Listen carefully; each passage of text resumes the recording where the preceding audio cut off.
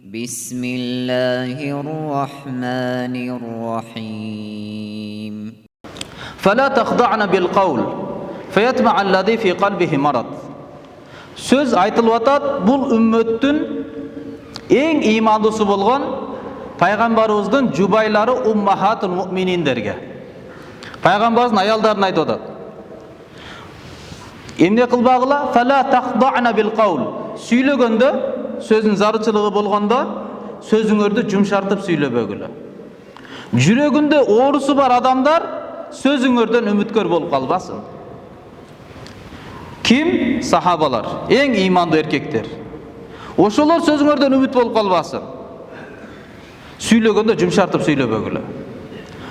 Валиядрибна бихумурихинна ала жуюбихинна. Башка жерде Алла айтат, аялдар өздөрүнүн жолуктарын салганда көкүрөктөрүнүн үстүнөн жолуктарына салышсын.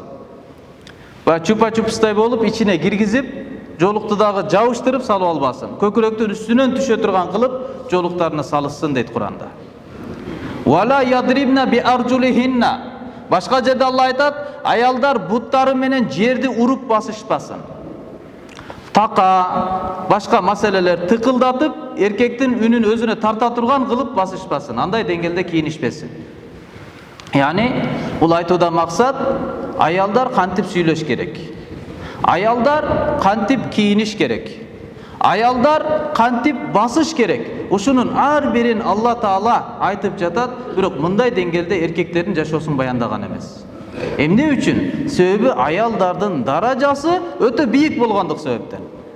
Алардан сиз менен биз бейкапар болуп, өзүбүз эле эркектер эле мээнет кылып кете берсек, дүйнөбүз дагы оңолбойт, акыретибиз дагы оңолбойт. Дүйнөнүн дагы, акыреттин дагы оңолуусу мына ошо аялдардын жашоо тартибинин оңолуусуна көз каранды. Эгерде ошолордо уяттуулук болсо, ошолордо жөнөкөйчүлүк болсо, ошолордо адилеттүүлүк, чынчыл, Алладан коркуу, тобокелдик сыпаттар болсо, анда келечек толук ошо негизде болот. Ошондон алымдар ушуга чейин айткан, энеден чыгып жаткан сүт бул бир гана тамак эмес, бул эненин сыпаты. Энедеги болгон сапат ошонун бардыгы балага сүт аркылуу өтөт экен да.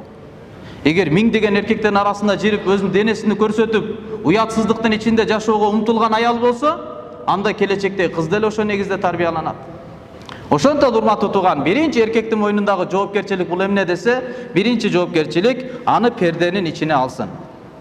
Экинчи жоопкерчилиги юаллимаха ма тахтаж илейхи минал илм мимма ла будда лаха мин ахкамил вуду ва салават ва сам. Аял кишиге муктаж болгон, фарза айн болгон илим маселелерини үйрөтүү. Ошого жараша мүмкүнчүлүк түзүп берүү, эгерде өзүбүз алым болбосок. Ал аялыбыз, кыздарыбыз, эже карындаштарыбыз, апаларыбыз ошо барып окууга мүмкүнчүлүк тапсын.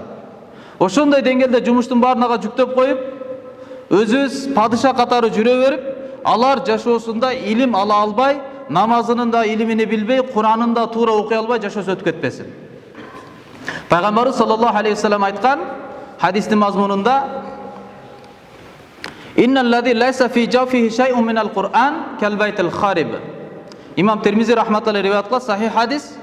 Кайсы адамдын ичинде, көдөнүндө эгерде Кур'андан бир дагы нерсе жат болбосо, Кур'андан эчтекени Кур'андай кылып окуп жаттабаган болсо, анда ал бузулуп, кароосуз калган үй сыяктуу дейт.